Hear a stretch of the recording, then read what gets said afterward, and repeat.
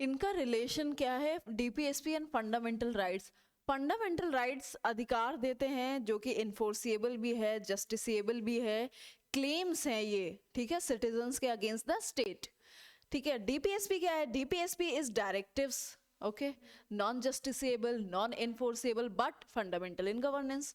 सो ये होता है कि इंडिविजुअल के राइट्स और सोसाइटी एज अ लार्जर उसके राइट्स या फिर उसकी जो डेवलपमेंट की जो डिमांड है, तो उन दोनों के बीच में टसल है। ओके, सो इसमें टसल हो जाता है कि एक इंडिविजुअल के फंडामेंटल राइट को प्रेफरेंस दिया जाएगा कि सोसाइटी के लार्जर इंटरेस्ट को दिया जाएगा। सो कई केसेस में इस बात को डिस्कस किया गया and then finally it was decided that there is no competition between them as such, but they both are complementary and their relation between their relation among each other is of harmonious। ठीक है, यानी साथ में चलेंगे, साथ में चलेंगे। इसमें ये देखा जाएगा कि वहां पे उस पर्टिकुलर केस में ज्यादा जरूरी क्या है। ठीक है, क्या एक के इंटरेस्ट, किसी एक इंसान की, किसी एक इंडिविजुअल के राइट्स ज्यादा प्रेफर किए जाएंगे या फिर पूरी सोसाइटी का ग्रोथ या डेवलपमेंट प्रेफर किया जाएगा। सो ये केस बाय केस डिफर करेगा। सो इसमें क्या है, relationship between DPSP and FRs, दोनों में सबसे पहला जो डिफरेंस है, they are non justiciable, non enforceable and directives for governance. These are justiciable, enforceable as well, and claims of citizens against the state। ठीक है, ये तो दोनों का बेसिक डिफरेंस हो गया। अब इनकी रिलेशन की बात की जाएगी।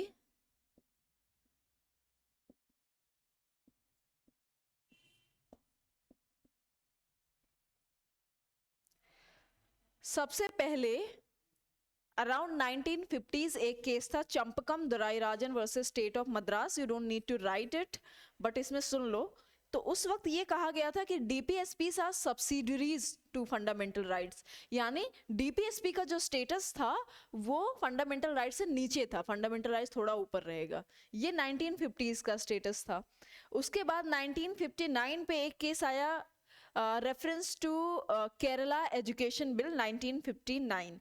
इसमें ये कहा गया, उसमें हार्मनी बनाने की बात की गई पहली बार। ठीक है, कि we can develop a harmonious construction between these two. ठीक है, सो हार्मनी वाला जो रूल है ये 1959 में निकल के आया। And then finally Keshav Nand Bharati case 1973 में कहा गया। सो हम डायरेक्ट केशव नंद से शुरू करते हैं।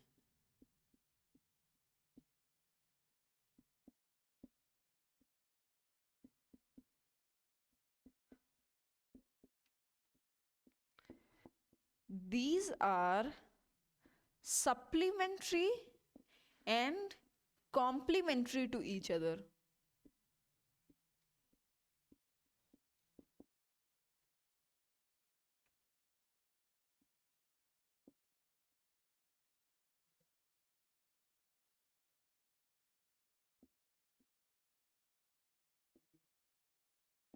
ये 1973 का स्टेटस है। इसके बाद एक और केस आया जिसमें ये कहा गया कि डीपीएसपीज और प्रियम्बल को साथ में पढ़ना है हमें, है ना। सो इसमें आप बस इतना ध्यान रख लो कि इसमें उस केस में ये कहा गया कि दोनों के बीच में कोई एंटीथेसिस नहीं है, यानी दोनों के बीच में किसी किस्म का कंपटीशन नहीं है।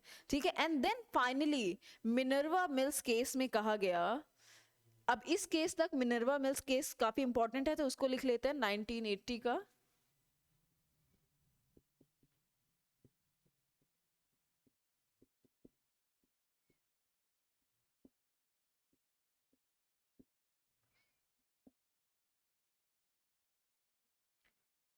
इसमें डीपीएसपी और फंडामेंटल राइट्स को at par with each other, मतलब दोनों को इक्वालिटी पे रखा गया कि DPSPs and FRs are at par with each other, meaning दोनों बराबर हैं, ब्रैकेट में इक्वल विद ईच अदर। और उसके साथ एक बहुत फेमस लाइन कही गई, वो ये कहा गया था, these are two wheels of chariot of constitution।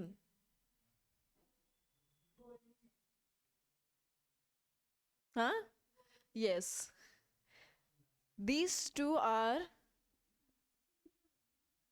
हाँ, these are two wheels of the golden chariot of constitution।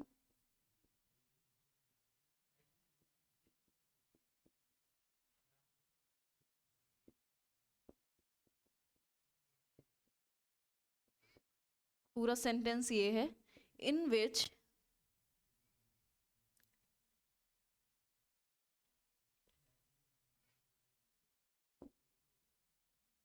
if any of these are of unequal size,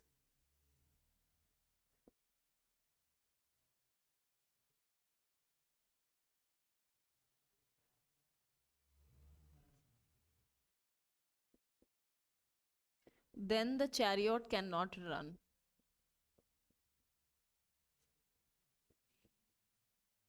ये पूरा सेंटेंस है, आप बस इतना भी लिख दो, these are two wheels of the golden chariot of constitution. इसके आगे लिखा in which if any of these are of unequal size, यानी चैरियट का दो पहिया है, दोनों में से एक भी अगर बराबर नहीं है तो वो चैरियट नहीं चल सकता है ना, सीधी सी बात है। सो यही कहा गया था मिनर्वा मिल्स में, और यहाँ पे इनका स्टेटस हो गया harmonious. So at the end conclusion ये है, DPSP and FRs are complementary to each other and या फिर लास्ट लाइन बस इतना लिख लो, DPSP and FRs are both harmonious to each other। ठीक है, दैट्स इट। हारमोनी वर्ड इस्तेमाल कर लो, हारमोनी मतलब दोनों सामंजस्य बिठा के चलेंगे, दोनों के बीच किसी भी किस्म का कंपटीशन नहीं है।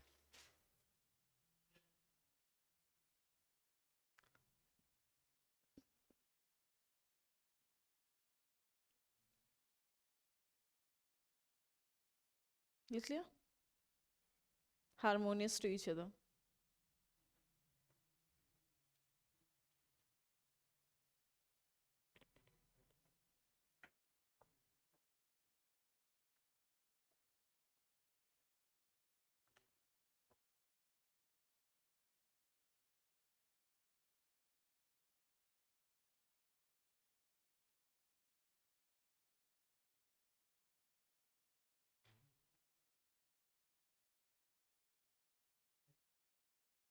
Done.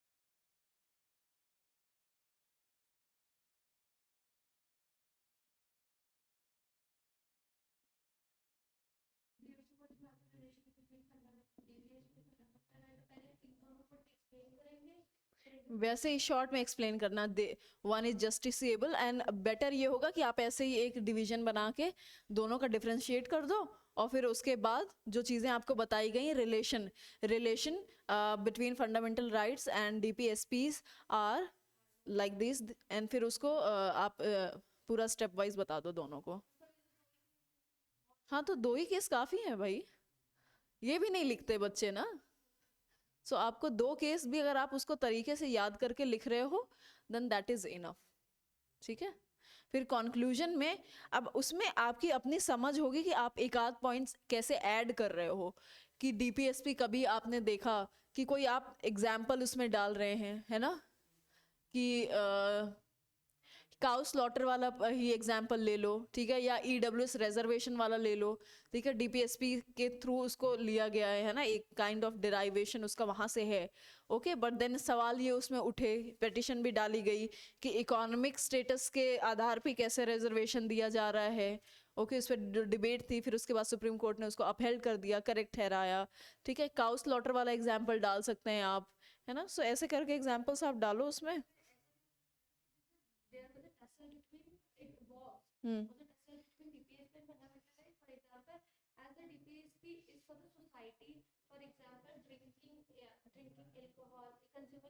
DPSP for the welfare of the society, हाँ।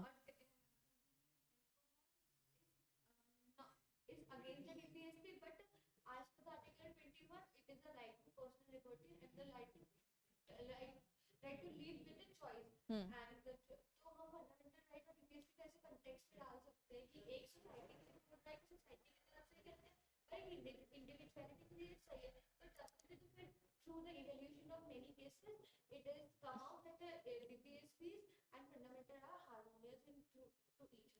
हारमोनियस कैसे, आपने प्रॉब्लम तो बता दी कि यहाँ पे हाँ, नहीं नहीं, वो तो केसेस का नाम आपने लिख दिया, फिर इन दोनों का आप कैसे डिफरेंस बताओगे, उसमें फिर आपको ये बताना पड़ेगा। उसमें गर्म पानी है क्या? अच्छा, चलो हाँ, बोलो।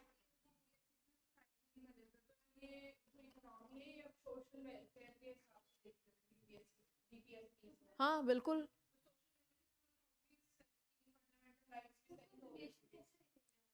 देखो वही लिखना है आपको, रिलेशंस का जो लिकर वाली बात है, तो उसका जो पूरा आर्टिकल है उसमें ये लिखा गया है कि सोसाइटी का न्यूट्रिशन आपको डेवलप करना है, उसके न्यूट्रिशन के बारे में ख्याल करना है। ठीक है, तो जब आप न्यूट्रिशन के बारे में ख्याल करते हैं तो जो बुरी चीजें हैं वो भी आप मना करते हैं। ठीक है, ड्रग्स और या फिर ड्रिंक्स के साथ प्रॉब्लम ये है कि they are available in every corner. So जो लाइक कि क्या एज है, लीगल एज क्या है, एनीबडी नोज ड्रिंकिंग की लीगल एज क्या है? 18 है, अच्छा। 21 है, इस 25। ओके, सो ये है, बट कितने बच्चे पीते हैं? 17 18 वाले सब पीते हैं, ठीक है, because it is available. So now this is duty of the state to ensure it. ठीक है, सो ये डायलेमा आ जाता, सिगरेट्स हैं हर जगह अवेलेबल है, ओके, उसमें कोई इशू नहीं है, कोई भी ले सकता है। तो यहाँ पे दोनों में क्लैश आ जा रहा है, तो उसकी वजह से स्टेट अगर उसमें कोई रूल बना रहा है इंटॉक्सिकेटिंग ड्रिंक्स या ड्रग्स को लेकर के, so it is for the welfare of the future generation और वेलफेयर ऑफ द सोसाइटी।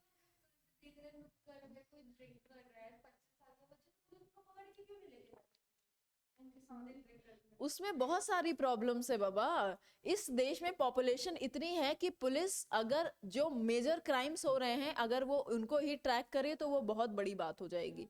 ठीक है, population to police ratio is very very grim, मतलब इतना कम रेशियो है ना कि इतनी सारी जनता में एक पुलिस वाला है।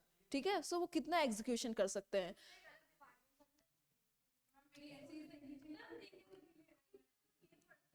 हम्म।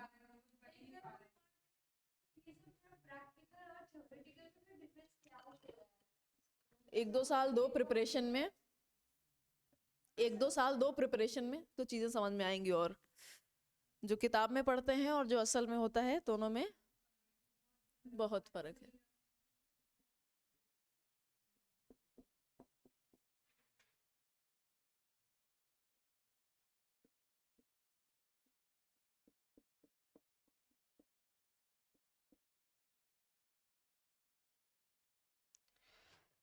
अब इनके साथ क्या है, ये दीज आर गाइड्स,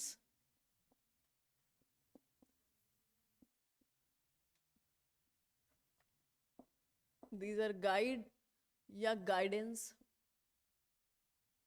ठीक है, और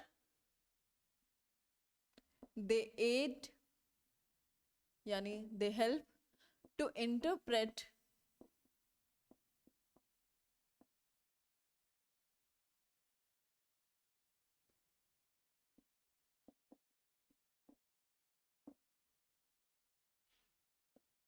अगेन नॉन एनफोर्सिएबल, बट कोई लॉ बनाई है पार्लियामेंट ने फंडामेंटल ड्यूटीज को लेकर के, तो फिर एनफोर्सेबल हो जाएगा। एग्जाम्पल दो, तुम दोनों दो।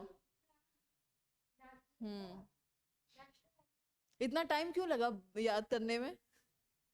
तो पहला क्या है, to abide by the national anthem, national flag of India, ठीक है। सो उसके आधार पे एक बना है हमारे पास फ्लैग कोड ऑफ इंडिया, उसमें नियम कानून लिखे हुए हैं फ्लैग को लेकर के, कैसे आप उसको फहरा सकते हैं, कैसे रखना है, किस साइज का होना चाहिए, किस फैब्रिक का होना चाहिए, ठीक है। तो अगर उसमें कोई किसी किस्म की डिस्क्रिपेंसी पाई गई तो आपके अगेंस्ट एक्शन लिया जा सकता है। सो पहला है,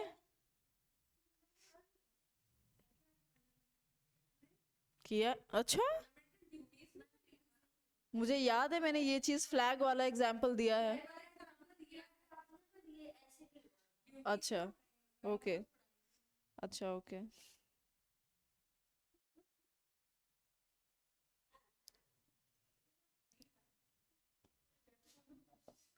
these are reminder to citizens कि आपको सिर्फ अधिकारों के बारे में बात नहीं करनी है, ठीक है, मोर्चा बस नहीं उठाना है, कुछ आपके भी धर्म और कर्तव्य हैं, उनको भी फॉलो करना है।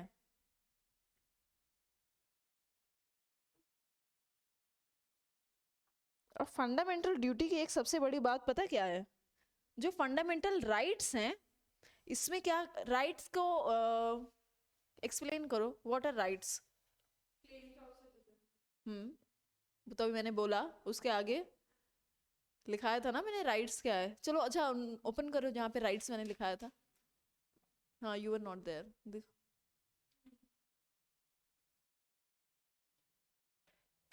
आई थिंक सबसे पहली क्लास ही थी।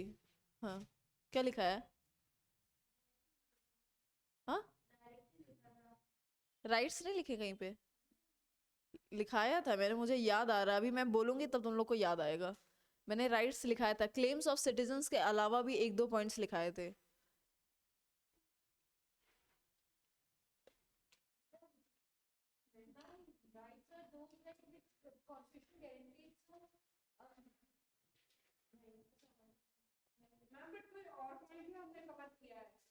क्योंकि मुझे याद आ रहा है मैंने उसको बहुत अच्छे से लिखाया था, राइट्स क्या होते हैं।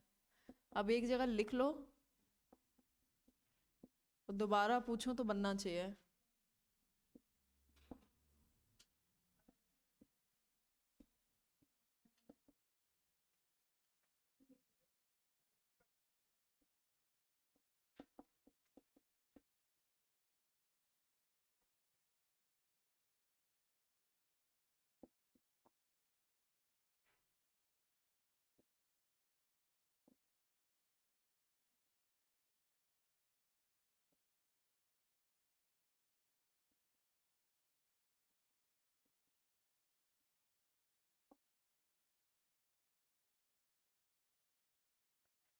सो राइट्स आर क्लेम्स, जहां अधिकार की बात होती है उस अधिकार के साथ आपकी मांग भी उससे जुड़ी होती है, ठीक है। So you are claiming it, ठीक है।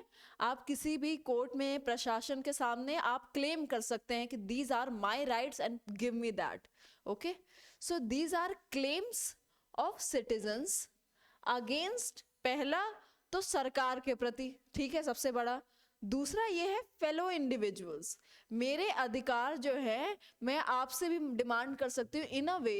एग्जाम्पल इसका ये होगा कि आप कुछ भी अभिव्यक्ति की आज़ादी यानी freedom of speech and expressions के नाम पे आप कुछ भी नहीं बोल सकते, ठीक है।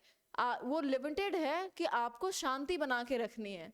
आपका अधिकार मेरे अधिकार को इन्फ्रिंज नहीं कर सकता, वॉयलेट नहीं कर सकता, मेरा अधिकार आपके अधिकार को इन्फ्रिंज नहीं कर सकता। सो हम सब की जो जनता है, हमारे आपस में एक दूसरे के प्रति भी कुछ दायित्व है, ठीक है, हम कुछ भी नहीं कर सकते हैं। ओके, तो जब फेलो इंडिविजुअल्स की बात हो रही है, सो यहाँ पे ये रिमाइंडर, जब फंडामेंटल ड्यूटीज की हम बात करते हैं, these are reminder to citizens कि भाई आप एक सिविलाइज सोसाइटी का हिस्सा हैं, आपको वो काम करना है, ऐसे काम करना है कि आपका जो आप जो भी काम कर रहे हैं उससे किसी और को हानि नहीं पहुंच रही है, किसी और की रेपुटेशन मलाइन नहीं हो रही है, किसी और के जो हक है या किसी और का जो हिस्सा है वो आप नहीं खा रहे हैं, ठीक है। So these are basically they tell you to be civilized. Okay,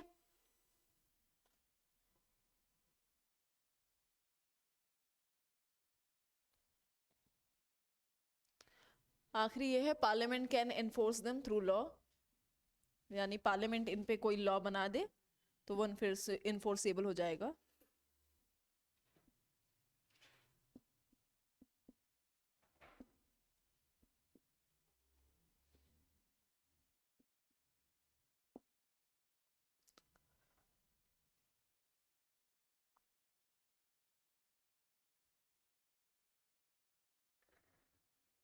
अब फंडामेंटल राइट्स को, ड्यूटीज को एक एक लिखने का कोई पर्पस नहीं, बस हाँ एक चीज बस उसमें ऐड कर लो कि थ्रू 86 अमेंडमेंट एक्ट, जो एक नया ऐड हुआ था fundamental duty,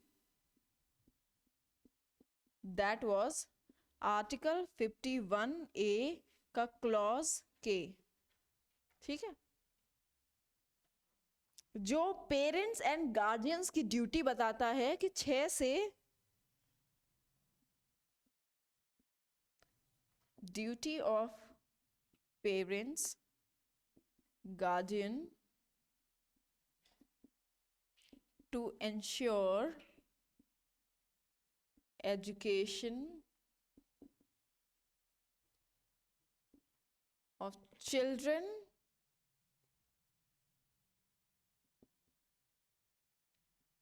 between 6 to 14 years of age।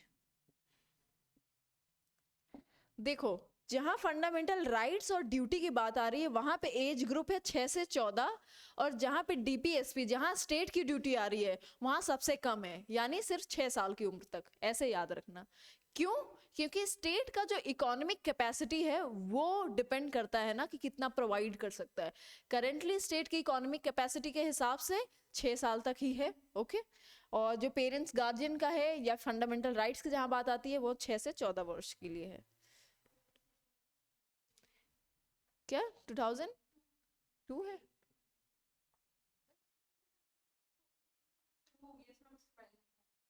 अच्छा, यस।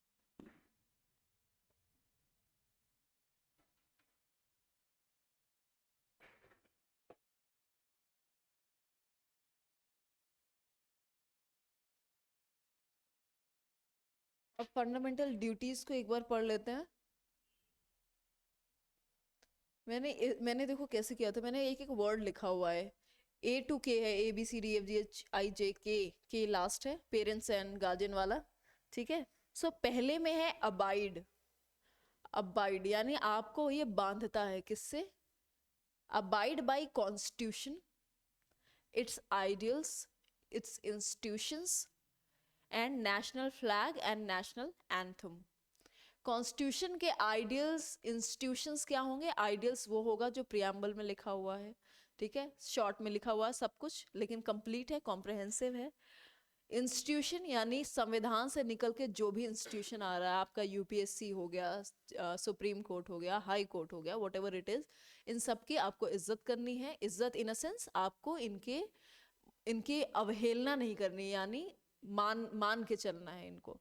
ओके, सो पहला वर्ड है अबाइड। इसको आप लिख सकते हो ऐसे, शायद याद रहे। ए लिखो, 51A, 51A का क्लॉज ए स्मॉल लेटर में लिखना, जैसे के लिखा है ना वैसे ए से लिखना।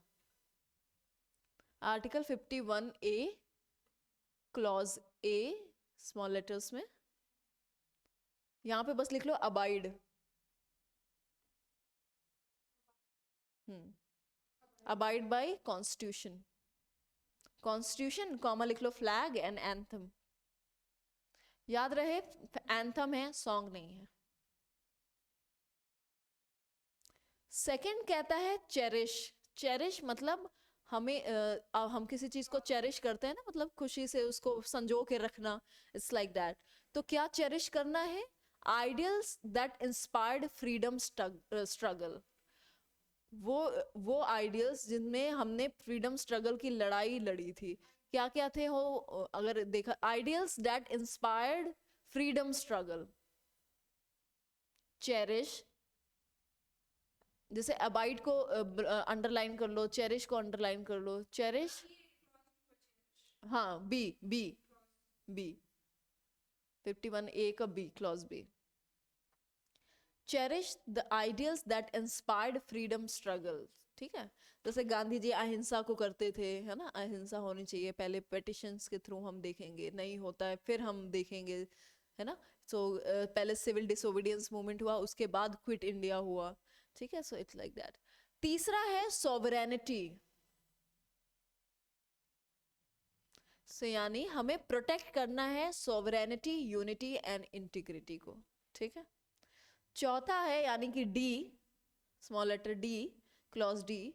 यहाँ पे नेशनल सर्विस की बात की गई कि सिटीजन्स को जब जरूरत पड़े तो नेशनल सर्विस के लिए हमेशा रेडी रहना चाहिए। To give national service, to defend country, national service लिख लो, इससे ध्यान रहेगा।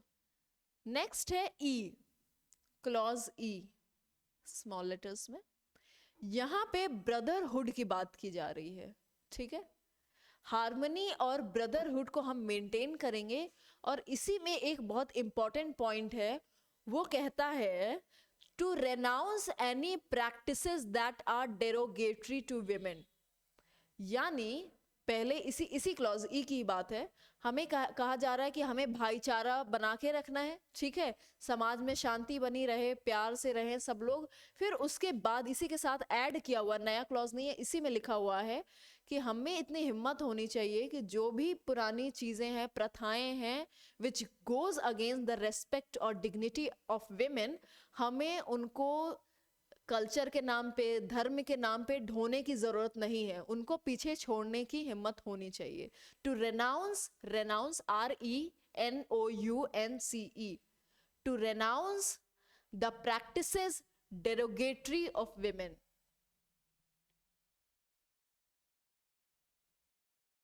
derogatory to the dignity of women, ठीक है। सती प्रथा हमने बंद कर दिया, है ना। डेरोगेटरी मतलब अपमानजनक।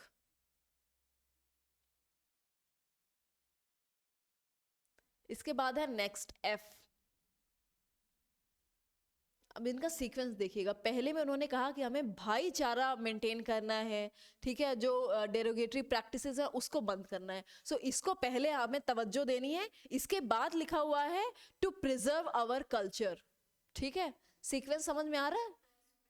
हाँ, एफ में लिखा हुआ टू प्रिजर्व आवर कल्चर, यानी कल्चर हमें प्रिजर्व जरूर करना है, लेकिन उससे पहले हमें ये देखना है कि अगर कोई कुरीति है तो उसको मिटाओ, ठीक है। सो ये एक रिफॉर्मेटिव अप्रोच है। नेक्स्ट है जी। जी में बात होती है एनवायरमेंट की। This is our duty to protect environment and show compassion towards living creatures. Compassion मतलब दया भाव। Protect environment and compassion for living creatures.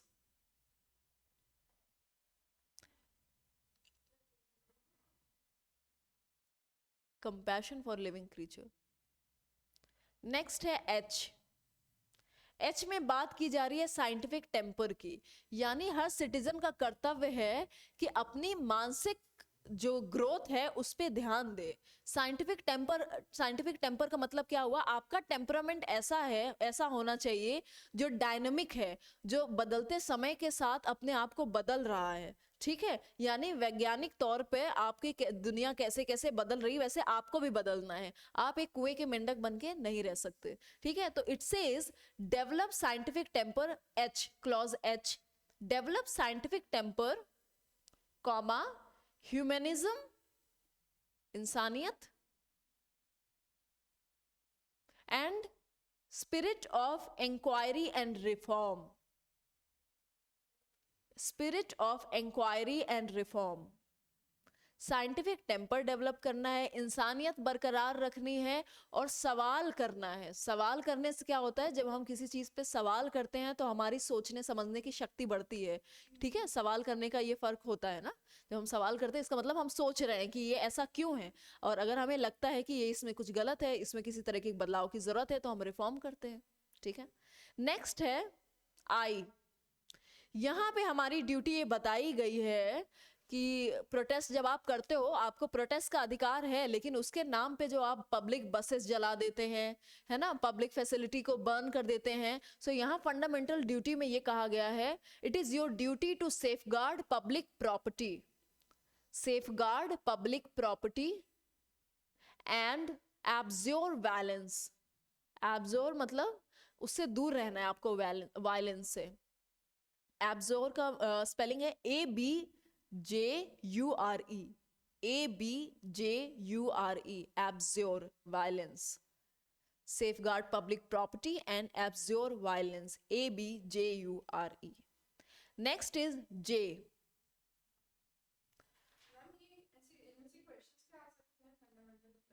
देखो एक तो ये बड़ा फेमस है कि वो अबाइड बाय कॉन्स्टिट्यूशन में जो लिखा है national flag and national anthem, तो उसमें कभी कभी ऑप्शन में नेशनल सॉन्ग भी ऐड कर देता है। ठीक है, ट्रैप के लिए। ओके, और कभी कभी ये भी पूछा जाता है कि जैसे ये विमेन वाला है ना clause, derogatory to the dignity of women, इसमें सीक्वेंस भी आ जाता है कि ये इसमें ये लिखा हुआ है, ये आर्टिकल 51 के क्लॉज ई में लिखा हुआ है। ठीक है, ये भी पूछा जा सकता है। दीज आर इजी, कोई आपको रट्टा मारने की जरूरत नहीं है, थोड़ा बहुत देखो। के देख लो, के आखिरी जो ऐड हुआ है एजुकेशन वाला। ठीक है, सो अच्छा सेकंड लास्ट है जे। जे में लिखा हुआ है टू स्ट्राइव टूवर्ड्स एक्सेलेंस, हर, टू स्ट्राइव, STRIVE, बढ़ते जाना, to strive towards excellence so that our nation rises, यानी हर नागरिक का कर्तव्य है कि अपनी बढ़ोतरी पे ध्यान दे, तभी तो नेशन बढ़ेगा, राष्ट्र बढ़ेगा। आखिरी है के, यही जो आपको लिखाया। ठीक है, सो fundamental duties completes here.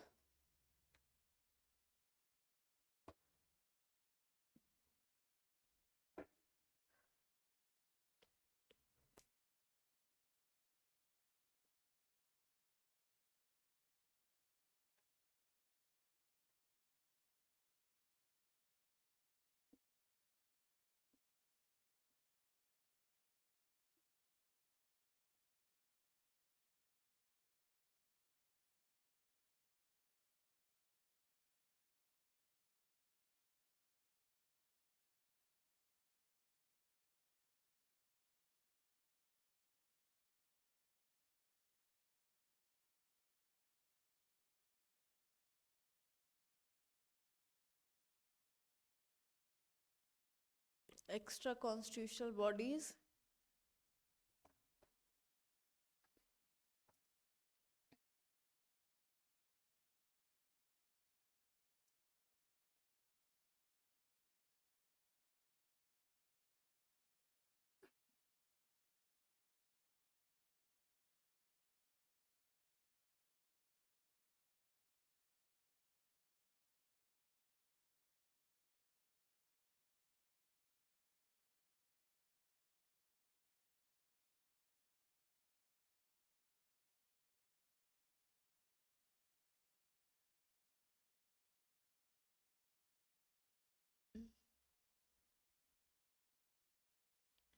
Extra constitutional body का PDF दे दूं चलेगा?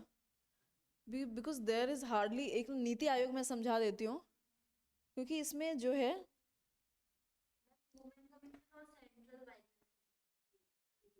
विमेन कमीशन है, नेशनल विमेन कमीशन।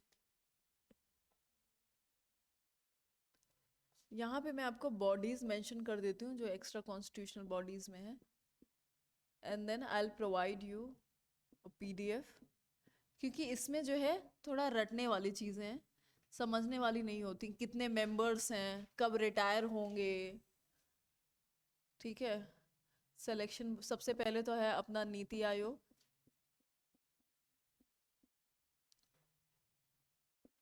दूसरा है NHRC, national human rights commission, तीसरा है central information commission,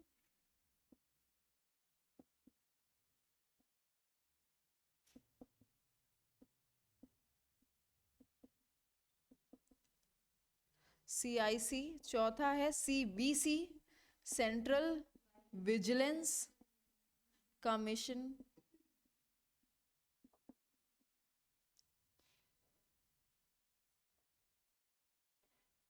CBI, central bureau of investigation,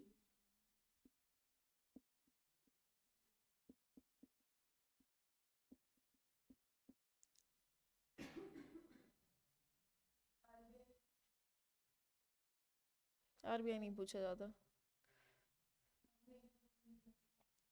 अभी एक मुझे याद आया था, इसने आरबीआई बोला, मिस हो गया। ईडी काफ़ी न्यूज़ में चल रहा है, एनफोर्समेंट डायरेक्टोरेट, ठीक है, बताती हूँ। अभी ये आजकल न्यूज़ में बहुत चल रहा है, क्योंकि क्या हुआ था अभी आप पार्टी में आपने सुना होगा ना, न्यूज़ में बहुत सारे सडनली अरेस्ट हुए थे ईडी द्वारा। सो ईडी एनआईए, एक मिनट कुछ रह ना जाए, नेशनल इन्वेस्टिगेशन एजेंसी,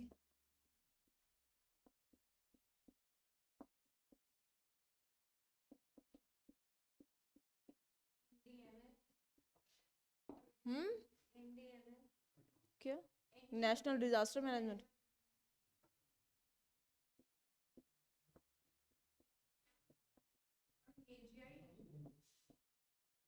नेशनल क्या, disaster management authority, what are you saying, AGI क्या,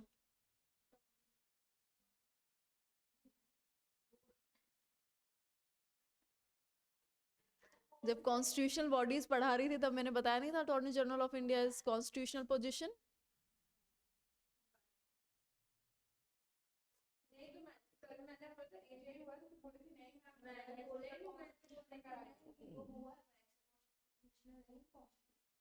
कॉपी में देखो बाबा, कॉपी में देखो,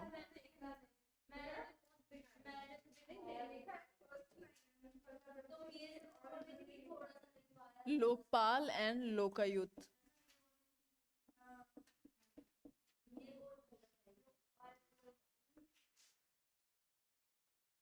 9 हो गए, कुछ एक और है क्या, हाँ, सेंट्रल इंफॉर्मेशन कमीशन, एक सीआईसी के अलावा एक भी कुछ और होता है क्या, हाँ,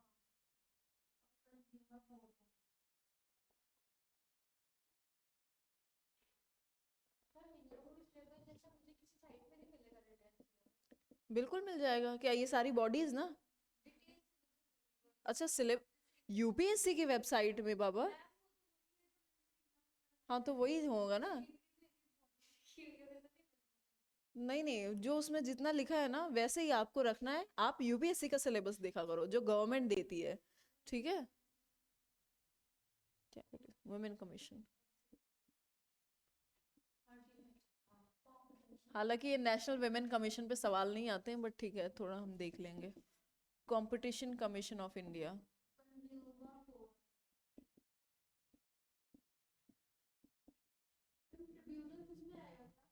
कॉन्स्टिट्यूशनल बॉडीज में आएगा 323A, 323B,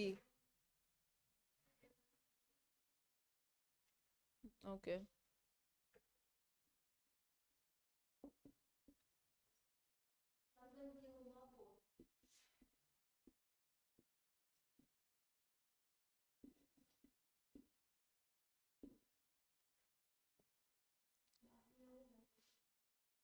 ठीक है।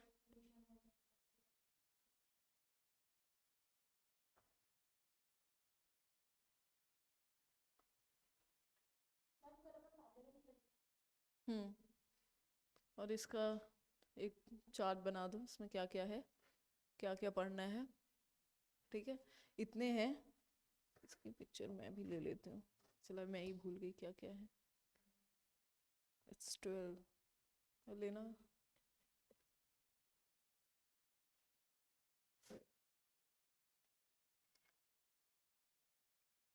इसमें मैं आपको 12 है ना, सो इसका जो इजी इजी है वो मैं आपको दे रही हूँ एज होमवर्क। हालांकि मैं उसको चेक करूंगी कि क्या लिखा क्या नहीं लिखा। ये बता देती हूँ क्या करना है आपको इसमें। सबसे पहले तो नीति आयोग है, ठीक है, कंज्यूमर फोरम। क्या करना है आपको, कुछ नहीं करना है, सिर्फ गूगल पे सर्च करना है। NHRC भी इजी है। हाँ, ये पांच आपने लिखना है, और इनका क्या लिखना है, स्टैट्यूट, यानी किसी स्टैट्यूट से निकले हुए हैं कि नहीं। स्टैट्यूट मतलब कोई लॉ इसके लिए बना है या नहीं। ओके, मेंबर्स, मेंबर्स आपको इसका लिखना है कि चेयरमैन कितने होते हैं, उसके अदर मेंबर्स कितने होते हैं। टेन्योर लिखना है, टेन्योर में क्या लिखना होता है, कितने साल का टेन्योर होता है उन मेंबर्स का, या फिर कितनी एज ऑफ रिटायरमेंट होती है, दोनों चीज आ गई। अगर कोई सिलेक्शन कमेटी है, किसी में होती किसी में नहीं होती है, जैसे लोकपाल लोकायुक्त की सिलेक्शन कमेटी मैटर करती है, ठीक है, और CVC में कौन होता है, CIC में कौन होता है। सो जो सिलेक्शन, ये तो खैर ये मैं कराऊंगी, बट जो मैंने आपको 5 नाम बताए हैं उसमें अगर कोई सिलेक्शन कमेटी है जो कि मेंबर सेलेक्ट करती है, तो वो आपको देखना है। ठीक है, एंड दैट्स इट। इसके ऑब्जेक्टिव्स, ऑब्जेक्टिव्स का मतलब इनका काम क्या होता है, NHRC का काम क्या है।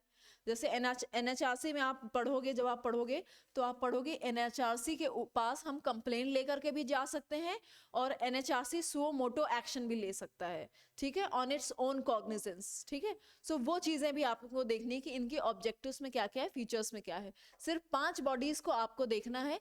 And when you are doing NITI Aayog, तो इसका कंपैरिजन कर लेना साथ में प्लानिंग कमीशन के साथ। ठीक है, कि हालांकि अब प्लानिंग कमीशन से आपसे पूछा नहीं जाएगा, बट जब आप प्लानिंग कमीशन एक बार पढ़ लोगे कि उसमें क्या क्या प्रोवाइडेड था, then you will know the difference कि नीति आयोग की जरूरत क्यों पड़ी। ओके, हाँ रिमूवल किसी में होता है, हाँ रिमूवल भी लिख लो। रिमूवल किसी में रिमूवल होगा, किसी में नहीं होगा, इसलिए मैंने नहीं लिखा था, बट यार you right it, because NHRC में रिमूवल कुछ हो सकता है। ठीक है, जो इसमें NHRC में कौन एज अ उसका चेयरमैन बनेगा, ठीक है, तो यानी सुप्रीम कोर्ट जज जो रह चुका है ना, वो उसके चेयरमैन होते हैं। सो ये सारी चीज़ें आपने देखनी है। तो 5 बॉडी आपको देख के आनी है, इसमें मैंने टिक लगा दिया है, आप भी टिक लगा लो। और बाकी आई will provide you the notes for this. और कल पार्लियामेंट करना है। मैम ये इसमें ये लिखा है participation of citizens in the decision making process. वो उसी में देख लेंगे हम, जब रोल ऑफ कास्ट कराऊंगे ना तब बता देना। हाँ हाँ, ये थोड़े से कुछ मिसलेनियस टॉपिक्स हैं।